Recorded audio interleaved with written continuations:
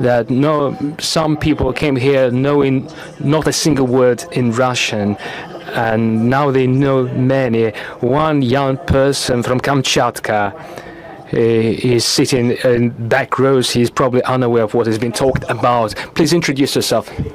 I'm the leader of the United States delegation. I'm representing the Center for Political Innovation. And I would like to just thank you from the bottom of my heart for that dynamic interview you gave to Tucker Carlson, in which you showed many, many young Americans a different kind of leadership, because our politicians and our leaders in the United States, they speak in sound bites, they speak in terms of scandal and gossip, but you presented a long-term vision, a scientific view of statecraft, and by getting through to young Americans, you made a difference. Many people who would never have listened to anything you had to say or heard another perspective heard you because of that interview. Now, getting to my question, things between our two countries are not good at this point. Before we left, we had to have a press conference at the United Nations.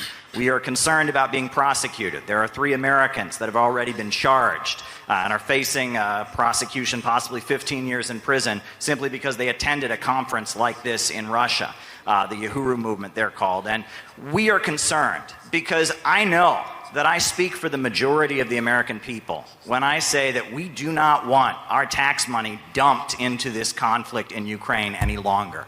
We do not want our country to continue to deteriorate internally while our leaders waste money on prolonging this war. I'm frightened by what the Biden administration is doing, not just in Ukraine, but also on Taiwan and on the Korean Peninsula. And I really do see gatherings like this as a potential road to peace. And what I have seen at this festival has blown my mind. The amount of young volunteers that you have here, people who have stepped up, who love their country and want to just come forward and put together dynamic events like this. What kind of role can events like this and young diplomacy activities like this play in helping set the stage for maybe changing the dangerous direction our leaders in the United States are taking things against the majority of the wishes of the majority of the people of our country? Thank you.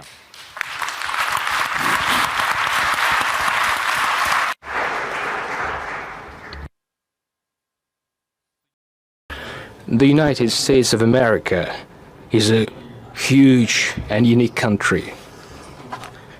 In its own way, over 300 years, in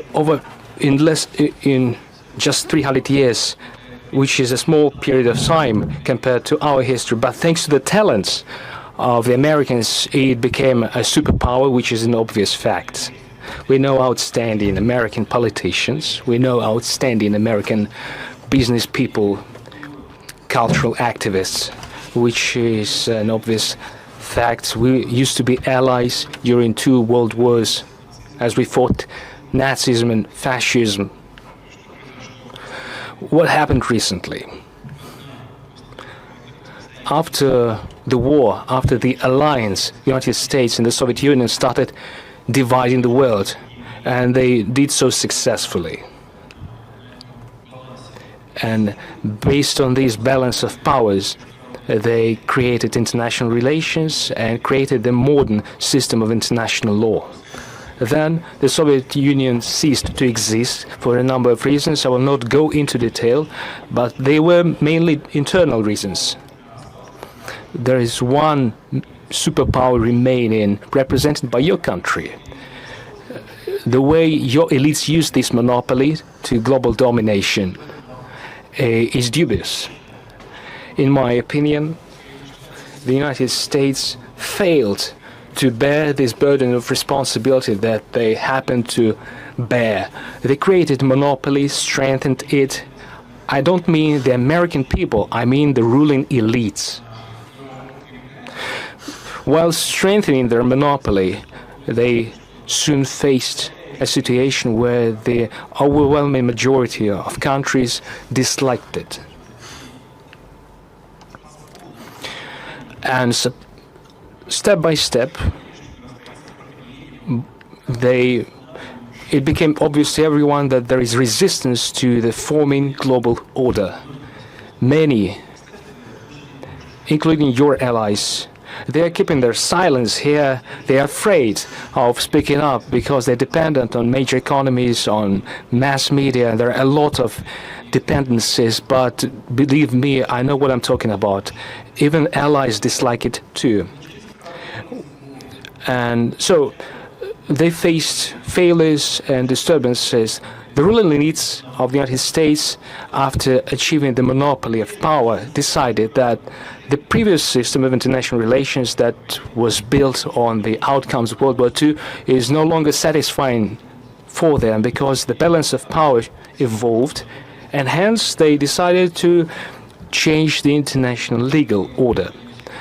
And when it became clear that not everyone is okay with this, by this I mean Iraqi developments, they happened without UN Security Council sanctions. The same applies to Syria, Yugoslavia, former Yugoslavia.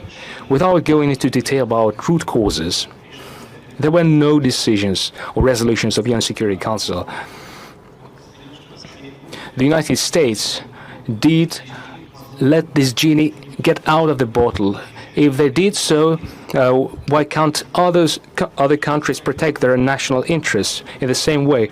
As for Yugoslavia, my counterpart told me on multiple occasions, yes, we did so without UN Security Council resolution, but there was a waging 8-year war, bloodshed, something must be done. When Russia, however, decided to protect their people in the Donbass, which faced a war with the elderly, with children being killed, why cannot Russia do the same while protecting their own people, not some thousands of kilometers away from their national borders, instead on the border of their own country, and people were waiting for us to help without going into detail. My point is to understand that the world cannot be controlled from one pole, and which is detrimental to that pole itself as it undermines the foundation. And in the interview given to your compatriot Mr. Carlson, I said that dollar is being undermined as they forbid to use dollar for settlements. They seek quick results. Instead of gaining one, they only undermine their national currency. They attain an opposite result, and this is true for many areas. In my opinion, this is a wrong policy. But the youth, returning to your question, can do many things without interfering in domestic processes, without describing or giving descriptions of the behavior of presidential candidates. It is just a part of the national culture, but youths can contribute in building state-to-state relations. What would be the procedure? They can just speak up domestically, within law, within their constitution. It is the only way, the only option. In no way do we call upon any activities of disobedience, but it is a possibility to speak up in their own country. And I think this is a way to go. In my opinion, this is going to pave the way for non-state forms of contact in order to create conditions for improving relations on state-to-state level too. Thank you very much for your question.